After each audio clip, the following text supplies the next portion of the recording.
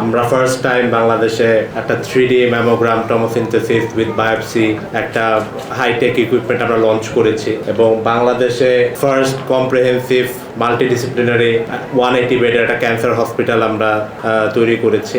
যাত্রাটা খুবই কঠিন ছিল এবং আসলে সত্যি কথা আমাদের ফাউন্ডার এবং চেয়ারম্যান ম্যানেজিং ডিরেক্টর গ্রুপের ডক্টর এম শামীম, ওনার কৃতিত্ব এখানে সবচেয়ে বেশি। উনি আমাকে সব সময় আমাকে সাপোর্ট করেছে, আমার সব বিষয়ে উনি আমাকে গাইড করেছে, দেখে আজকে আমরা এই জায়গায় চলে এসেছি।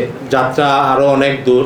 আমাদের আসলে কম্পিটিশন বাংলাদেশ না, এখানে আমাদের আসলে কম্পিটিশন ইন্ডিয়া, সিঙ্গাপুর, ব্যাংকক।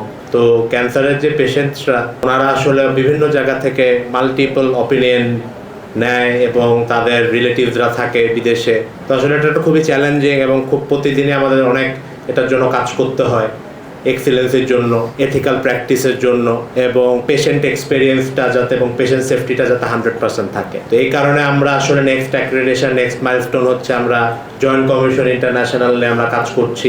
তো JCI আমরা করতে যাচ্ছে হসপিটাল এবং college of American pathology cap accredited একটা ল্যাবও আমরা অ্যাক্রেডিটেশনটা নিতে যাচ্ছি। এটার জন্য কাজ করছি এবং আমাদের ফিউচার প্ল্যান হচ্ছে সারা বাংলাদেশে আমরা স্যাটেলাইট সেন্টার করব, 30টা ছোট ছোট ক্যান্সার সেন্টার করব এবং এখানে আমরা আমাদের পেট সিটির একটা অনেক বড় ডিমান্ড বাংলাদেশে এবং এটার আসলে FDG রেডিও অ্যাক্টিভ কেমিক্যালটা সেটা আসলে পাওয়া যায় না, দুইটা ইউনাইটেড এবং গভর্নমেন্ট ছাড়া আসলে কেউ করে না। তো আমাদের ফিউচার প্ল্যান আমরা সাইক্লোট্রনও এখানে বসাবো। আমরা চাচ্ছি যে পেশেন্টের এক্সপিরিয়েন্স যাতে অনেক ভালো হয়। FDGর দাম অনেক বেশি বাংলাদেশে, এই কারণে পেট সিটি আমাদের এখনও 50,000 টাকায় করতে হয়, যেটা আগে 1 লাখ টাকা ছিল, 80,000-এ আসছে, এখন 50,000। তো আমরাও এটা আসলে 25,000 30,000 টাকা করতে চাই।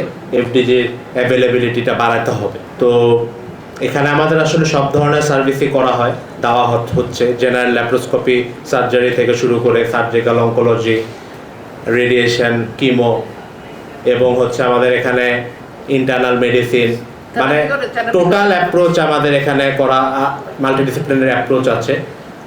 এবং ফিউচার প্ল্যানে আমরা MRIও আমরা প্ল্যান করছি যাতে আমরা MRIও থাকে এবং খুব শীঘ্রই আমরা জেনেটিক্স নিয়েও আমরা কাজ করছি। রিসেন্টলি আমরা হয়তো বা ফিশ ক্যারিওটাইপিং এটা আমরা উদ্বোধন করব। তো আসলে ক্যান্সার এটা আসলে অনেকটা ব্যয়বহুল চিকিৎসা, কারণ হচ্ছে টেকনোলজি অনেক এক্সপেন্সিভ, মেডিসিন অনেক এক্সপেন্সিভ। তো আমি আসলে ফার্মাসিউটিক্যালস কোম্পানিদের বলবো যে এখানে আসলে প্রাইসটা আর একটু যাতে রেগুলেটেড করা যায়, কারণ আসলে ক্যান্সারের মেডিসিনের দাম অনেক বেশি। সো এখানে ওষুধ শিল্প সমিতিকে অনেক কাজ করতে হবে যাতে এই মেডিসিনটা আপনার একটা জনসাধারণের সামর্থ্যে যাতে আনা যায়।